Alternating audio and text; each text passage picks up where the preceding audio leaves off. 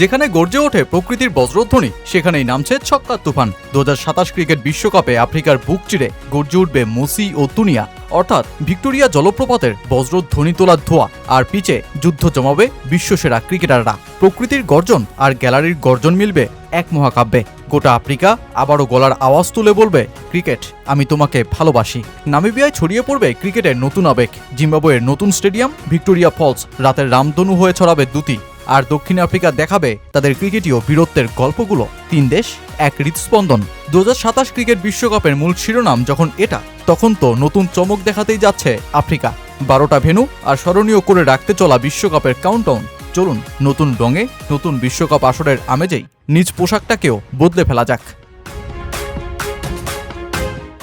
দীর্ঘ 24 বছরের অপেক্ষা। 2003 সালের পর আবারও আফ্রিকায় ফিরছে ওয়ানডে ক্রিকেট বিশ্বকাপের পদচারণা। সেবার দক্ষিণ আফ্রিকা ও জিম্বাবুয়ের সাথে কেনিয়া ছিল বিশ্বকাপের আয়োজক দেশ, কিন্তু সময়ের নিষ্ঠুরতায় কেনিয়া আজ বিলুপ্ত। তাই 24 বছর পর আফ্রিকায় ক্রিকেট বিশ্বকাপ ফিরলেও নামটা নেই কেনিয়ার। দক্ষিণ আফ্রিকা ও জিম্বাবুয়ের সাথে নামিবিয়া হচ্ছে স্মরণীয় এই বিশ্বকাপের আয়োজক দেশ।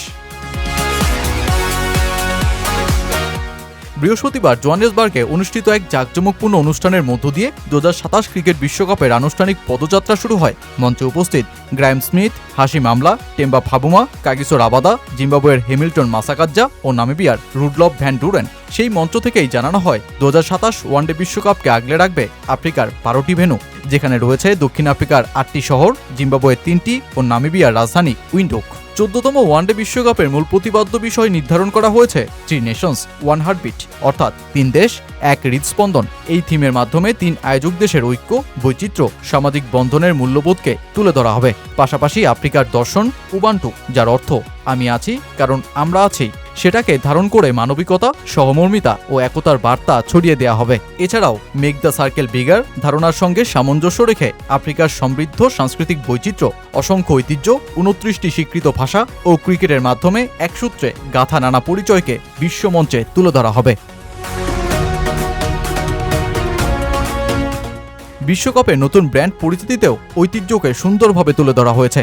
আফ্রিকার ঐতিহ্যবাহী তারের তৈরি ঝুড়ি থেকে অনুপ্রাণিত একটি জ্যামিতিক নকশার উপর ভিত্তি করে তৈরি করা হয়েছে বিশ্বকাপের ভিজুয়াল। দক্ষিণ আফ্রিকা ও জিম্বাবুয়ের এর আগে বিশ্বকাপ আয়োজনের অভিজ্ঞতা থাকলেও নামিবিয়া প্রথমবারের মতন পুরুষদের সিনিয়র আইসিসি টুর্নামেন্ট আয়োজন করতে চলেছে। আর জিম্বাবুয়ে যে বিশ্বকাপ আয়োজনের মধ্য দিয়ে ঘটাচ্ছে ক্রিকেটের প্রসার। দেশটার ক্রিকেট হারারে ও বুলাওয়ের 2 স্টেডিয়ামে সীমাবদ্ধ, তাই দেশটার নর্থ অঞ্চলের প্রদেশগুলো আজও ক্রিকেটের সুযোগ সুবিধা থেকে বঞ্চিত। তাই তো 10,000 সমর্থক ধারণক্ষম ভিক্টোরিয়া ফলস ক্রিকেট স্টেডিয়াম নামের নতুন এই ক্রিকেট মাঠ বিশ্বকাপের রং ছড়ানোর পাশাপাশি জিম্বাবুয়েতে ঘটাবে ক্রিকেটের প্রসার।